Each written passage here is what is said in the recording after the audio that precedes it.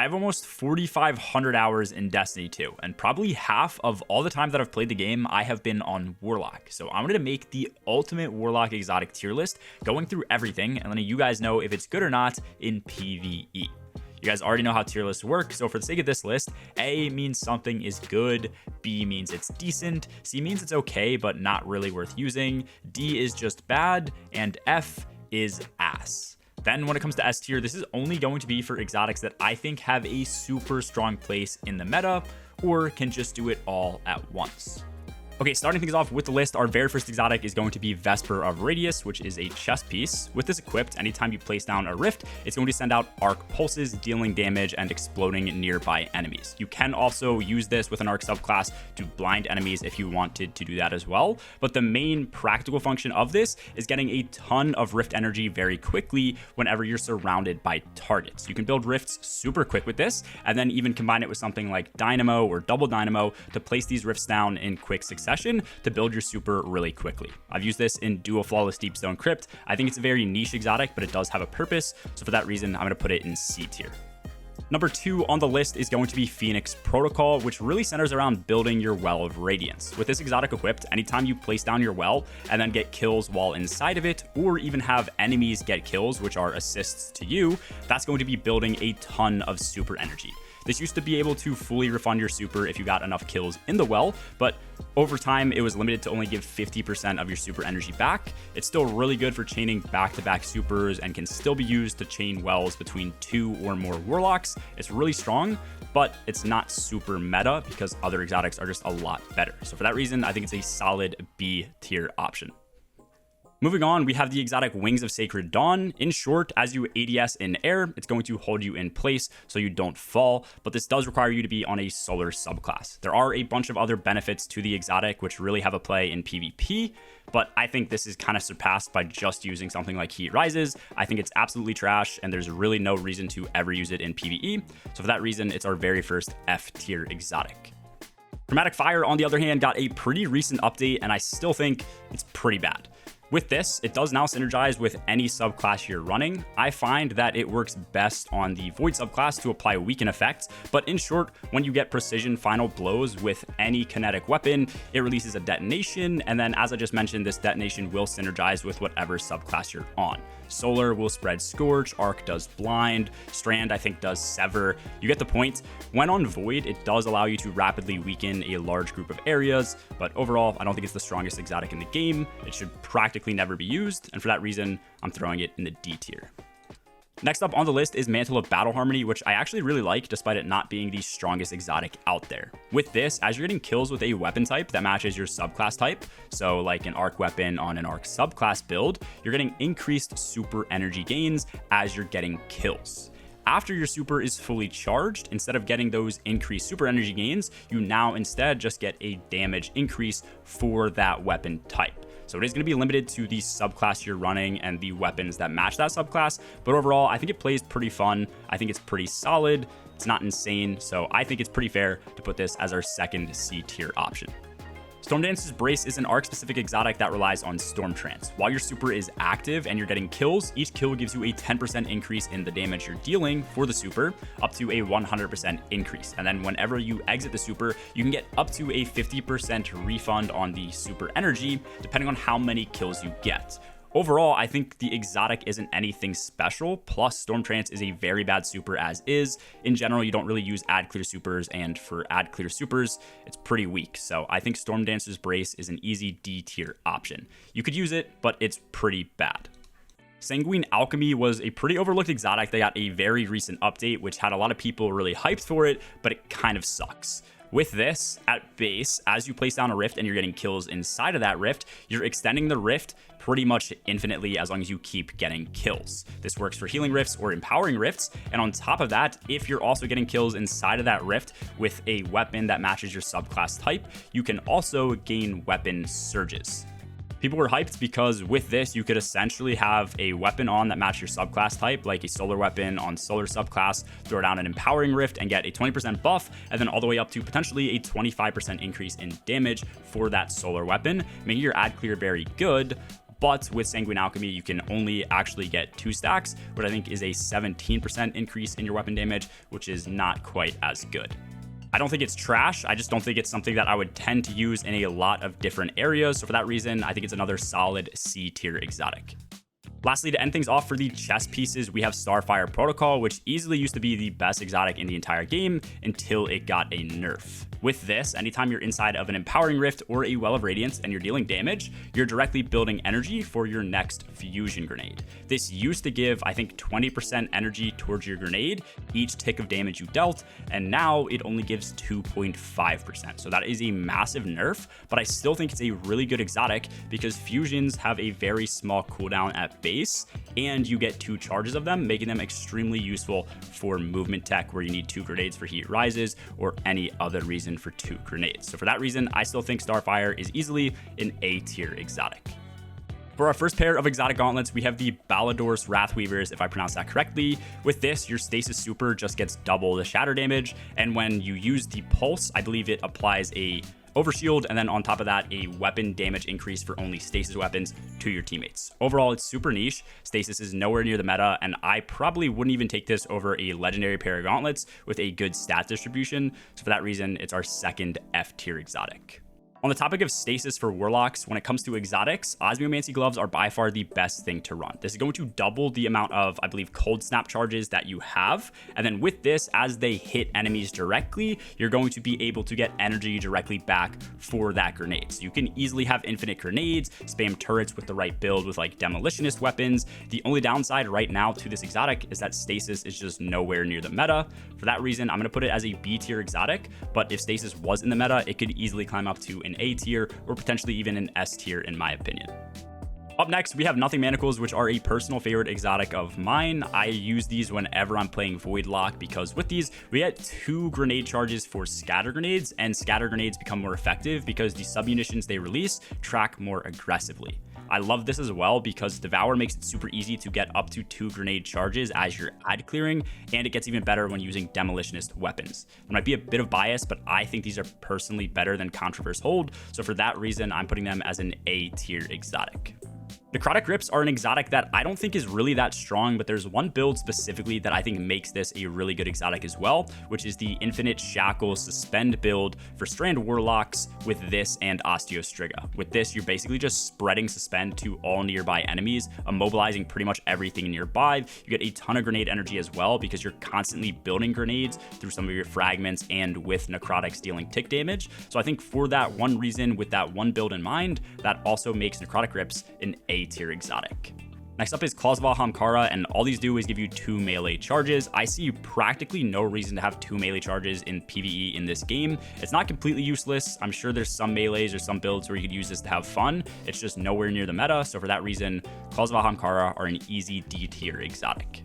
Winter's Guile is another insanely strong exotic when paired with the right build. With this, anytime you get a melee kill, you're getting increased melee damage for 5 seconds up to 5 total stacks, where the max stack is going to give you a 275% increase in that melee damage. With this and Incinerator Snap, the build goes crazy because you can snap, deal a ton of damage, have really good ad clear, you can use heat rises to get your melee straight back, and the ignition that you proc with the melee, which happens practically every time you use the melee, also deals 275% increased damage. It's one of the best builds in the entire game. It is a bit niche on where you can use it, but it's super strong where it's effective. So for that reason, Winter's Guile, in my eyes, is an A tier exotic. Up next on the list is going to be Karnstein's Armlets. With this, as you get melee kills, you're regenning health over time. This is going to be 50 HP instantly back when you get that kill, plus 8 seconds of regen at 30 HP per second. So the regen is actually really good, but in situations where you need the health regen, getting a melee kill is not ever going to be your best option. You could argue you could pair this with glaives to make it pretty effective, but in endgame content, glaives are extremely bad as well. For that reason, I think it's an okay exotic. I'm putting it as C tier, but I just don't think it's that useful in harder content specifically. Most people view this next exotic, which is Ophidian Aspects, as a PvP exotic, and it's just not true. I think Ophids are one of the best exotic in the entire game, and I'm going to explain why. With this, we get increased handling, reload speed, and I think something else, but mainly what we care about with Ophidian Aspects is the increased handling. We're getting plus 35 handling anytime this is equipped to any weapon that we're using. Most slug shotguns currently in the game have a baseline of around 60 to 70 handling at base. So with this and most slug shotguns, you are maxing out your handling. With dexterity mods, these no longer offer handling either. They only offer a ready stow animation decrease, so you still want to reach max handling for the most effective weapon swap speed in the entire game. And because slug swapping with tractor or a rocket is still one of the best DPS options in the entire game for low mans, speedruns, and general raid clears, this is going down as our very first S tier exotic. I know a lot of people are going to be shocked that I just put Ophids at S tier, and just to follow that up and make even more people angry, I'm putting Getaway Artist right where they belong in the F tier. This exotic is completely useless. I don't know why some people like this exotic. In short, you can consume your Arc Grenade to give yourself 20 seconds of Arc Souls, which are also going to be the amplified version because you also become amplified when you proc this. That being said, in almost every single case, you can infinitely maintain your Rift to constantly spam down for Arc Souls for you and your team, and you can use something else like Fallen Sunstar, which I'll cover later, to get even more energy back for all your abilities and have way more benefits to your team. I think Getaway Artists are borderline useless. They might be okay in PvP, but you should pretty much never use them in PvE.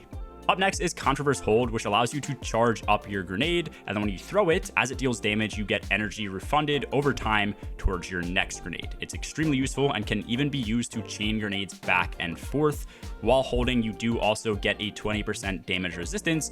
In my opinion, I like Nothing Manacles more than this because this is just a much slower playstyle. I think this is preferred when going into things like GMs because it deals more damage and allows you to more easily cycle your grenades. But for any other type of environment where you can play a little bit faster like Raids or Dungeons, I personally prefer Nothing Manacles. They're just two different playstyles. I think this is fantastic in GMs, so for that reason, I also think it's an A tier exotic.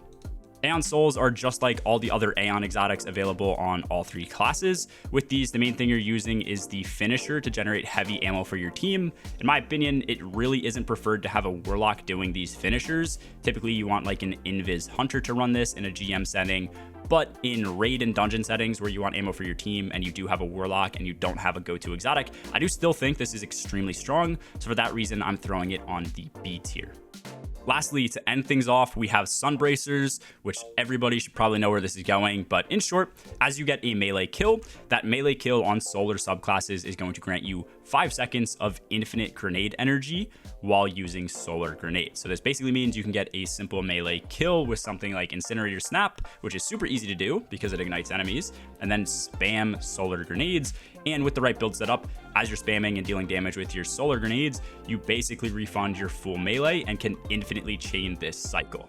Easily one of the best exotics for ad clear in raids, dungeons, and probably even GMs, and it's really good for damage too. So this is an easy S tier exotic.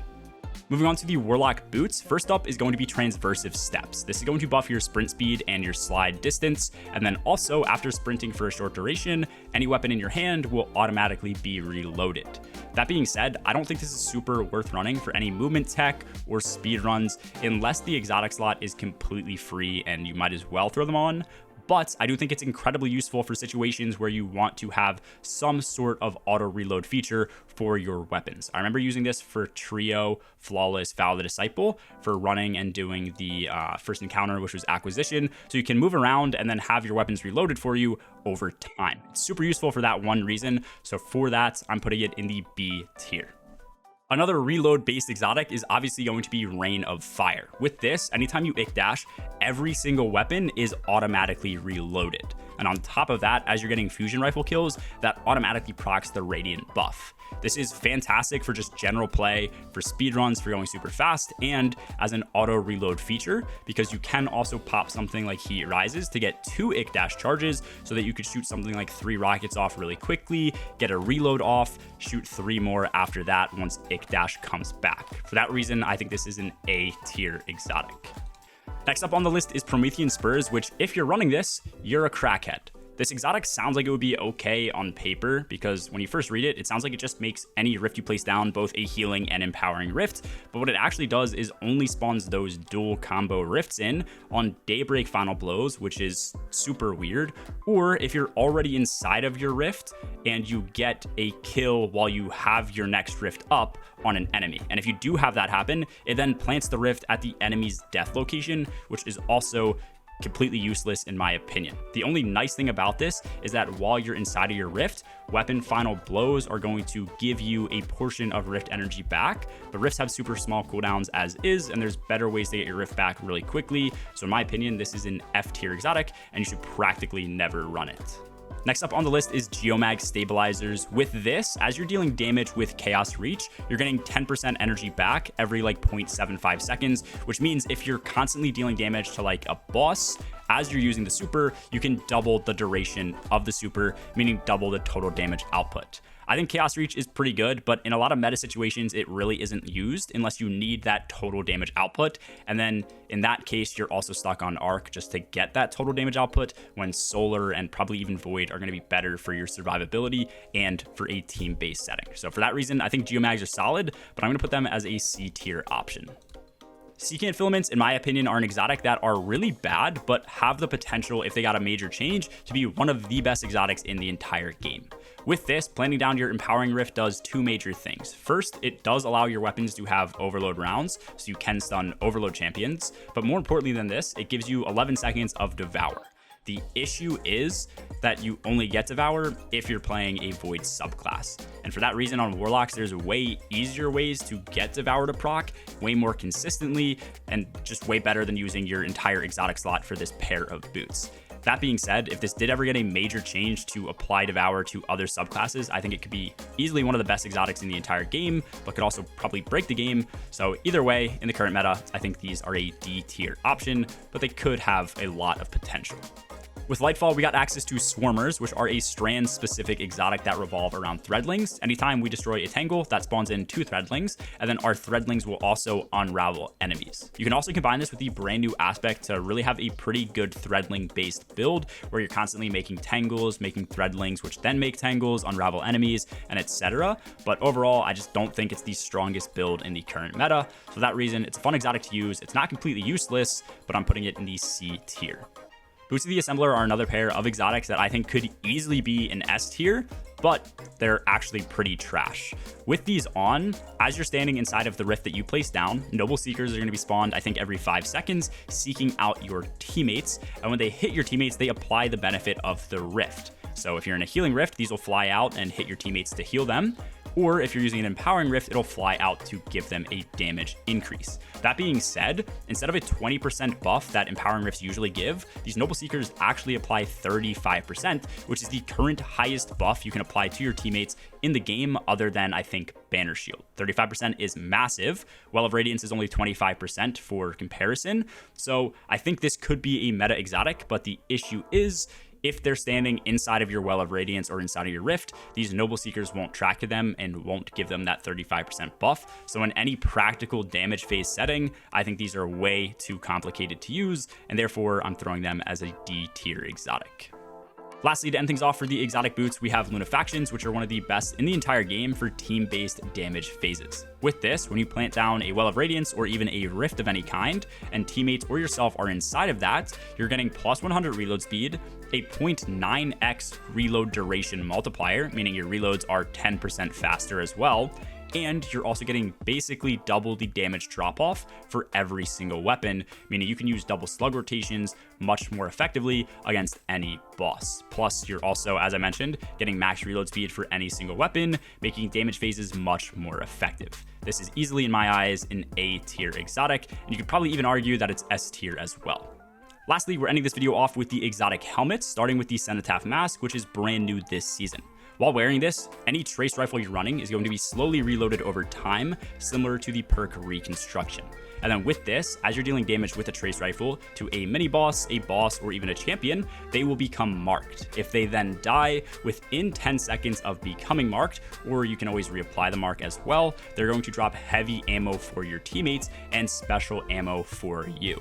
I don't think it's a super useful exotic, considering you can spam heavy when using exotic primaries and heavy ammo finders and scouts, plus you can make heavy on demand with something like Aeons, which I think is just way easier, plus it doesn't force your loadouts.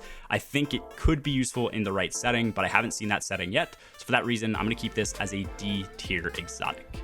Up next is Felwinter's Helm, which tends to get overlooked by a lot of the community, but is easily one of the best exotics in the entire game if used in the right setting.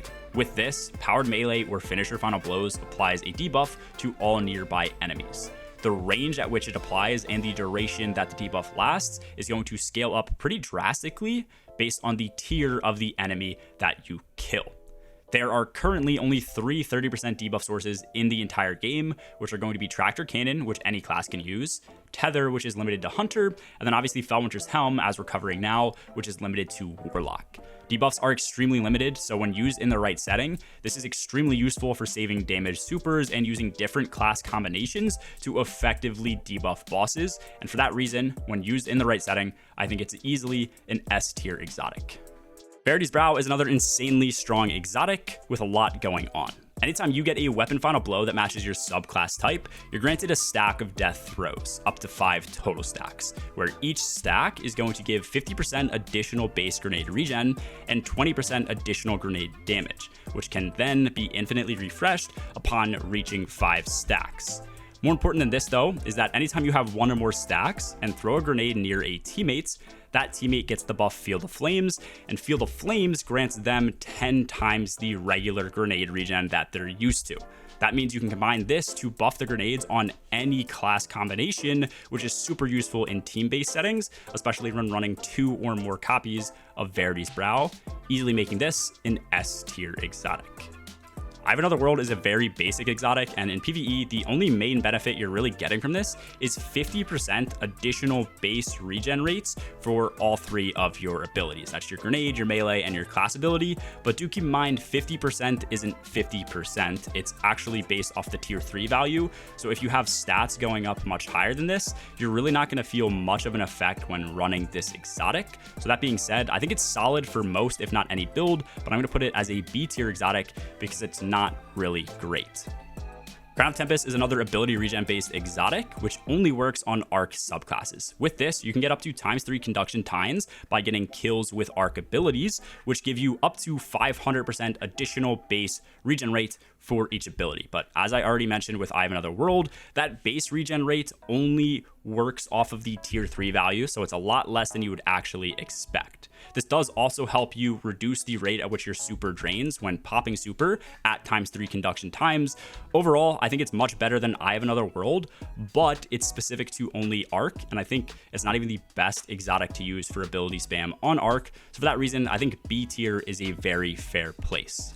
For general PvE for underpowered play, the Stag used to be one of my go-tos because anytime you place down a Rift or a Well of Radiance, anyone inside of it gets 25% damage reduction.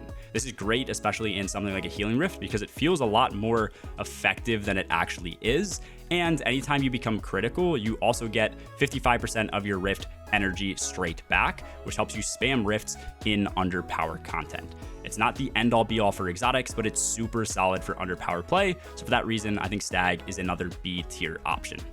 As many people know, Astrocyte Verse just improves your blink distance by around 25% in total. It's super niche and doesn't have a ton of uses, but there is one specific use for this exotic in Last Wish. So for that reason, I'm not going to put it as F tier for PvE since it does have a singular use, even though it is niche. I think it's fair to put it in the D tier. Fallen Sunstar, in my opinion, is the go-to arc exotic that you should be running for general playstyle builds. With this, ionic traces that we collect are going to be doubled in the effective energy that we get back. This takes it from around 12.5% up to 25% per ionic trace we collect for our grenade and melee, and then up to 30% for our class ability. It's an insane amount of energy to get back for how often you spam ionic traces. And on top of this, it does allow ionic traces we collect to give our teammates 10% energy back to each ability as well. This is extremely strong. I don't think it's fair to say it's an S tier exotic, but I put it right under S tier for arc builds as an A tier exotic.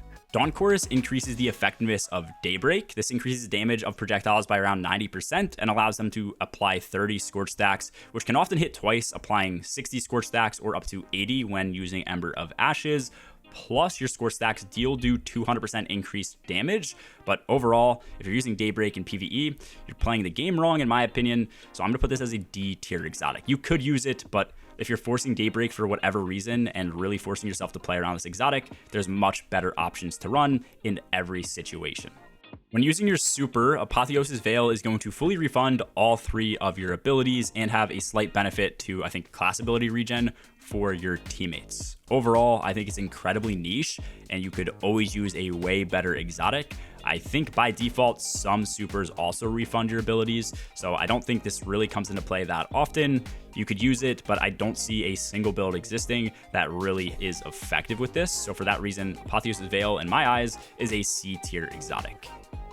Nezarec Sin is still easily one of the best ability regen exotics in the entire game. With this, Void Final Blows give us 2.5 seconds of the perk Abyssal Extractors. This can overflow all the way up to 20 seconds as we're getting multi-kills and the timer is extended further. With this applied, we are getting 300% additional regen from the base values to our grenade, melee, and class ability, and then also 200% additional base regen for our super as well. Overall, I think this is a really strong exotic. I wouldn't quite put it up on the A tier level, but I think it's a solid B tier exotic in the current meta.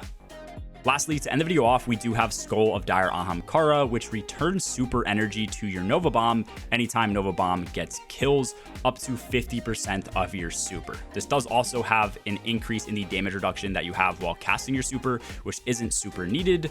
Overall, I tend not to use Nova Bomb or supers like that are instant cast for ad clear, so I think you could use this in some builds, but overall, I think it's a D tier exotic to end our list off. That is my full Warlock exotic tier list as of season 21. Do let me know in the comments down below if you guys want to see this for additional classes, see this again in season 22, and also, of course, let me know what you think I got right versus wrong. I know some of the S tier exotics like Ophidians and probably Felwinters surprised some of you guys, but I think these 4 exotics are the only 4 exotics on Warlock that do what they do. Like, Ophids are insanely good for weapon swaps. Sunbracers are Sunbracers. Felwinters is one of the only 30% debuffs in the entire game. And then obviously Verities is insane if you've seen some of the team-based bakes surrounding this with multiple classes and different grenades. That being said, I think the only 2 exotics you could potentially argue should also be S tier might be Lunafaction Boots for team-based bake settings, but I just didn't see myself using these in the recent meta too often. And then also Aeons, depending on what you're doing. But I think Aeons really play the largest role in GMs for finishing and spamming heavy against champs. And whenever we're doing that, we tend to run a Void Hunter for that. So I don't think they're as useful on Warlocks. I made this tier list on tiermaker.com myself, so if you guys want, I'll have a link down to it with all the recent exotics like this one has in the description so that you guys can make it. And then if you want, you can tweet it at me, or you can obviously share it with me and ping me in my Discord if you're in that server, which is also linked in the description below. Anyways, that's all for this video. As always, have a good one, guys. Peace.